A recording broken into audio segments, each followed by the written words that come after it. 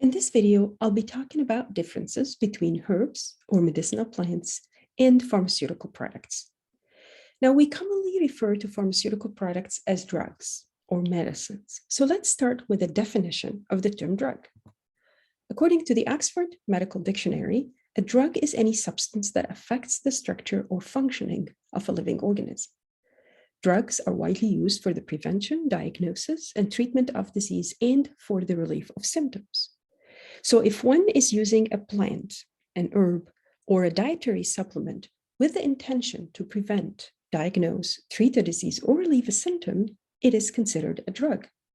Scientifically speaking, and according to this definition, any substance that is used with these intentions is considered a drug. This is not the case, however, in the legal sense. So herbal products or dietary supplements are not considered drugs in the legal sense. And we will learn more about the difference in regulations in the United States of pharmaceutical product versus dietary supplements in the next lesson. All right, so according to this definition and scientifically speaking, herbal products are drugs. However, there are so many differences between herbal products and pharmaceutical products. So we're going to look at 4 differences. The first is the composition. The composition means what is present, right? What active ingredient is present. The term active ingredient means the ingredient that causes the physiological effect or the beneficial effect. Now, pharmaceutical products mostly contain one active ingredient, right? Single active ingredient is present. Apart from that, you may or may not find a few other additives, such as maybe binders. Binders help with the cohesion of the powdered ingredient to make a tablet. Might also find flavoring agents or coloring agents. All of these are additives that may or may not be present in a pharmaceutical product, but the active ingredient is one. Now, one has to also remember that there are some products, some pharmaceutical products that are derived from plants, either directly or indirectly. You can see them down here, all right? So if it's a product that is directly derived from a plant, it's usually a single chemical extracted from the plant material and put into a capsule. The example that we have is morphine. It's extracted from opium and placed into a capsule. Aspirin is another example where it's indirectly derived from plant.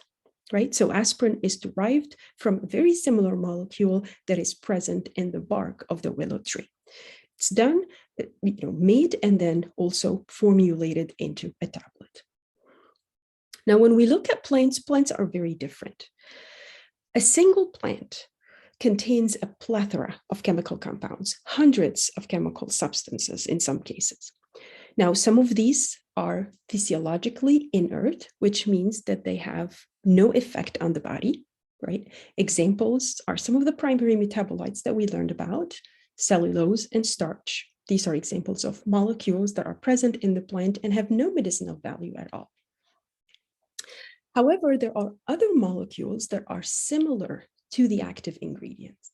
So you could have an active ingredient in the plant, and along with it, there are some other molecules that are very similar in terms of chemical structure, as well as the value or the medicinal or the beneficial value.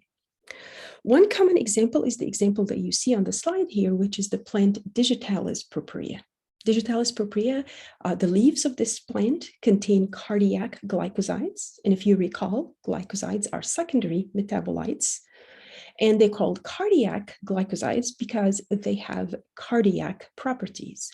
And the glycosides in this plant, the foxglove or Digitalis purpurea, have cardiotonic properties, which means that they strengthen the contractions of the heart muscle. Now, if you look at these chemical structures, they're complicated, and I'm not asking you to remember them, but notice how they are very, very similar in structure, right? Digoxin, digitoxin, digoxygenin, and quabain, all are glycosides present in this plant. There's also a few others that there's just not enough space on the slides to show you all of these chemical molecules. But the idea here is that it's a mixture of these substances. They all have very similar biological effect, very similar effect. They differ in perhaps the duration of action. So some of them will work inside the body for a little longer than others. They also differ in the onset of action. So some will start working a little bit earlier, while some may have a delayed action in the body. So, however, they all have the same, biological effect. That's not always the case. We must remember that there are some plants that have ingredients that detract from the active ingredient's effect, or some plants may have a single ingredient that would have a toxic effect or poisonous effect. So therefore, it is best to isolate the active ingredient from all the other ingredients that are present in the plant. Now, I have to talk here about what herbalists have been, talking about lately. So some herbalists view the whole plant material to be better than a single ingredient isolated from the plant. Some of them argue that the mixture of all of these ingredients together is better for the body than a single ingredient. That may be the case for some, but we know that that's not always the case. Okay. The second difference is the concentration, and the term concentration here means how much of the active ingredient is present. So pharmaceutical products have a high concentration of the active ingredient. Like I said before, it's a single active ingredient, but it is present in high concentration. Herbs, on the other hand, have many ingredients, but they all have lower concentration, right? So herbs are more dilute. The example that you see on the slide is that of vitamin C, a dietary supplement of vitamin C. These products ranges between 250 milligram up to 1,000 milligram of vitamin C. A single orange, depending on the size of the orange, will have somewhere between 50 to 60 milligram of vitamin C. So you can see how significantly different is the amount, right? The active ingredient present. The reading this week talks about caffeine as well, caffeine tablets versus caffeine that you consume in tea or in coffee. The third difference is the standardization. And the standardization means creating and following standards that allow us to confirm the identity, the quality, and the purity. All right. So pharmaceutical products are standardized, which means that these products are prepared following the strict standard that we created. These standards are standard operating procedures and also standards of quality, of purity, and of identity. What does that mean? It means basically that every tablet and every batch is guaranteed to have the same quality as the last one. Right? So every tablet of Motrin has 200 milligram of ibuprofen and is guaranteed to have that dose or that exact amount of ibuprofen. Is also guaranteed to have the same quality and to be of a certain purity. All of this is also found on the label of the pharmaceutical product. It may be inside the packaging. Herbal products, on the other hand, do not have a regulation in place. Right? So dietary supplements are not regulated the same way. There are no standards in place.